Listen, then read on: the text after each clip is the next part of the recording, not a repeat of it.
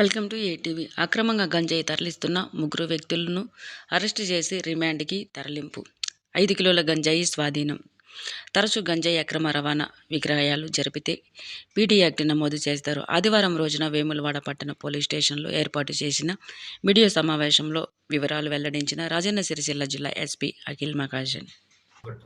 War చేయాలి, అందరు కలిపి చేస్తే జనాలు, రిపోర్టర్స్, మీడియా వాళ్ళు, కామన్ సిటిజన్, డాక్టర్స్ అందరు కలిపి ఒక వార్ చేస్తే మనం దీనిపైన గెలవచ్చు.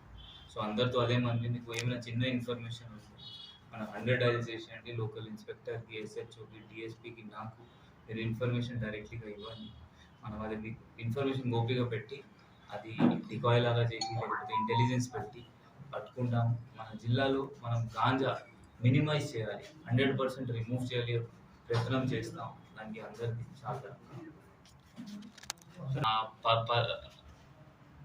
14 కేసెస్ ఆల్రెడీ అయినాయి. ఇది 15th కేసు ఈ సంవత్సరం. లాస్ట్ ఇయర్ కూడా 70 వరకు కేసెస్ అయినాయి. సో వాళ్ళకు కూడా లిస్ట్ ఉన్నాయి. 78-79 అక్యూజ్డ్ ఉన్నారు దాంట్లో. ఇప్పుడు మన జిల్లా వాళ్ళు ఉన్నారు, బయట వాళ్ళు ఉన్నారు. వాళ్ళపైన సస్పెక్ట్ షీట్స్ కూడా ఓపెన్ చేయడం జరిగింది. వాళ్ళకి రెగ్యులర్ చెకింగ్ కూడా నడుస్తుంది. వాళ్ళు మళ్ళీ అదే దారికి పోతున్నారా లేదా, ఎవరైనా మళ్ళీ పోతే మళ్ళీ కేసు పెడుతున్నాం, జైలుకి